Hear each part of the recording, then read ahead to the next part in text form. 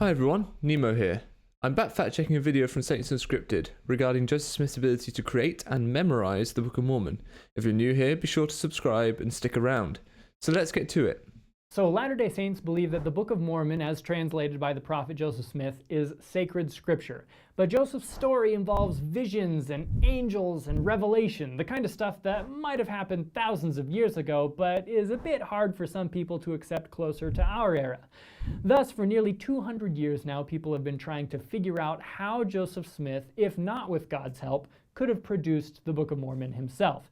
Now, those familiar with the dictation process claimed that Joseph primarily translated by sticking his face into a hat while looking at a revelatory tool called a seer stone. The evidence does not support the idea that these witnesses were co-conspirators, and these descriptions of the translation come from both believers and non-believers, so we're going to assume that they were telling the truth about what they saw. I'm really glad the Rock in a Hat translation is becoming mainstream. I'm frustrated that it's taken this long, and by the gaslighting that often accompanies it, but still, progress is progress.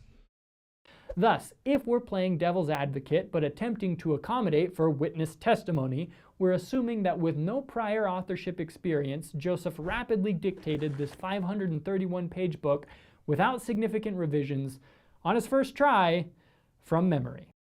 Okay, let's unpack this. We've established that he was using the Rock in a Hat translation method. Now we're dealing with the time frame, saying he rapidly dictated a 531-page book. Well, yes, the Book of Mormon did come about relatively quickly. It was dictated after the 116 pages were lost by David Whitmer in 85 days. But bear in mind, Joseph could have been developing the story for far longer. It was 6 years since he had begun regaling his family with stories about ancient peoples. In the words of his mother, "During our evening conversations, Joseph would occasionally give us some of the most amusing recitals that could be imagined. He would describe the ancient inhabitants of this continent, their dress, mode of travellings, and the animals upon which they rode, their cities, their buildings, with every particular, their mode of warfare, and also their religious worship. This he would do with as much ease, seemingly, as if he had spent his whole life among them." Also, the video states the Book of Mormon is without significant revisions. Well, I suppose it depends on what you deem significant, but I would certainly say the changes to the nature of the Godhead between the first and second edition, that just so happened to coincide with the changes to Joseph's tale of the first vision, are pretty significant. You can watch my video detailing those changes in the link above my head. Finally, as I mentioned earlier, this wasn't Joseph's first try. He had the incident of the 116 pages being lost, and so according to church sources, started off in Mosiah and came back at the end to fill in the first books. Sometimes my genius it's almost frightening. There's a crossover I never thought I'd see. In this episode, we're actually going to dive into the text he dictated to see a few examples of what his memory was apparently able to handle. Buckle up.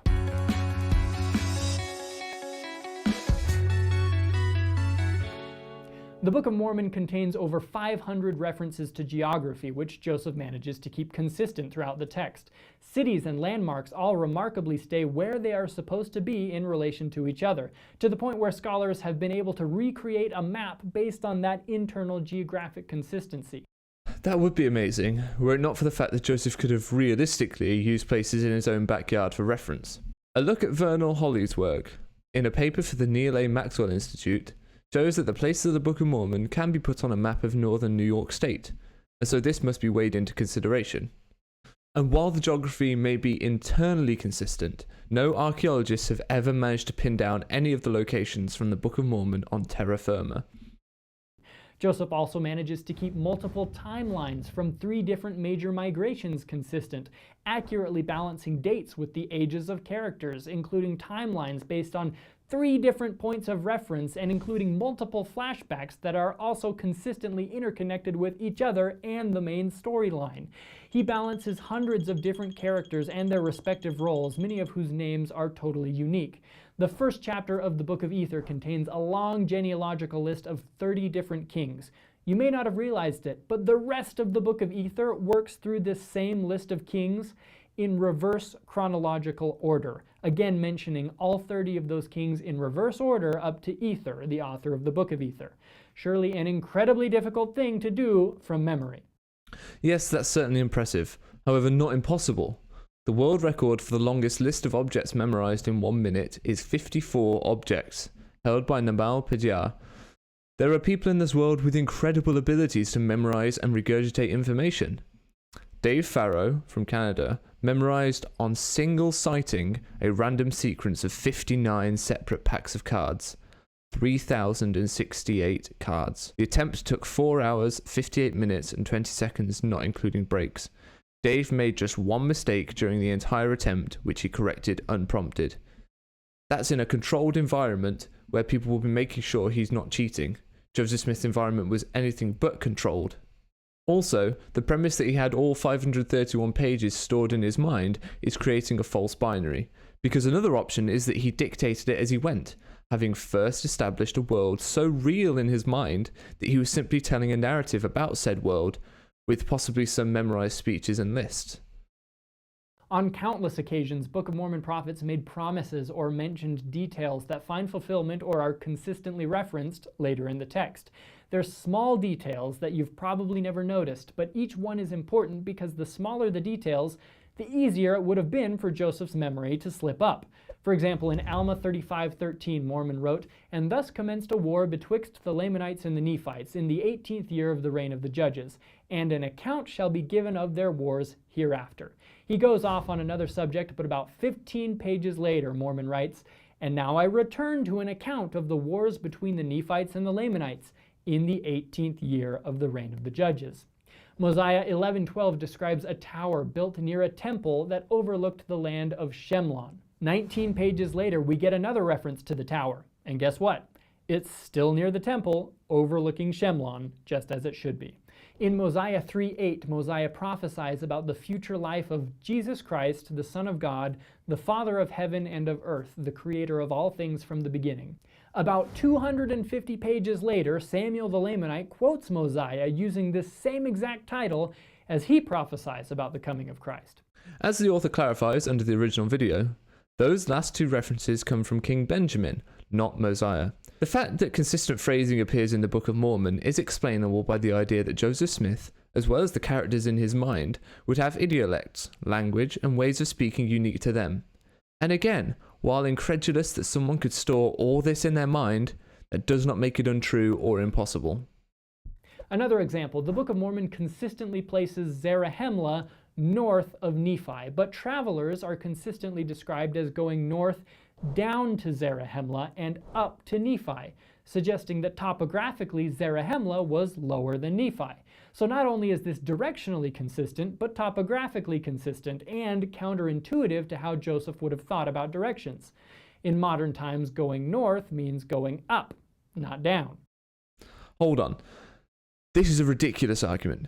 The same explanation just given about things being north, but topographically lower, so therefore referred to as down from somewhere, is perfectly within the remit of Joseph's creation. To say that he wouldn't have thought of things that way doesn't mean that, if he were making it up, he wouldn't use the same logic you just did to create the phrasing. Now, perhaps one or two or even several of these examples could be explained away and attributed to Joseph's memory. But these kinds of things are happening over and over and over and over again, hundreds of times in a variety of ways, while Joseph dictates with his face in a hat. If you take a closer look at these 4 pairs of cards put on screen, they exhibit similar phraseology and themes, but that could be seen to show that Joseph recycled and repeated phrases and themes that could contribute to the idea that Joseph is the sole author of the book, not several ancient authors. Of course, this information does not prove the Book of Mormon is true, and it shouldn't be the foundation of anyone's testimony.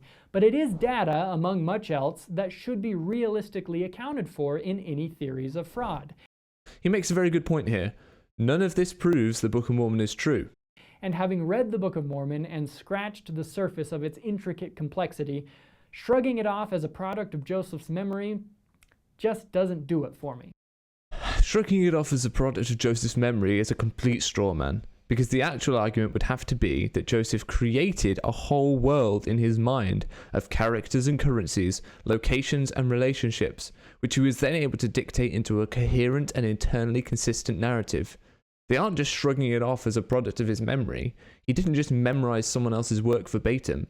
He would have had to invent these things first, even if he did borrow, as some suggest, from contemporary works of the time. I see no reason in the historic record to believe his brain was capable of this. He wasn't stupid, but even his own wife described him as ignorant and unlearned. I tend to agree with Daniel Peterson's analysis that the intricate structure and detailed complexity of the Book of Mormon seem far better explained as the work of several ancient writers using various written sources over the space of centuries than exploding suddenly from the mind of a barely educated manual laborer on the American frontier. Straw man. No one is saying it suddenly exploded, and education isn't actually that relevant. First, as we've already discussed, Joseph had been telling stories for 6 years before he started dictating the text proper, and he may have been inventing this world for years before that. Secondly, unlearned, as Emma may have called him, does not mean unimaginative. There is a false equivalency being made there between academic learning and imagination and creativity.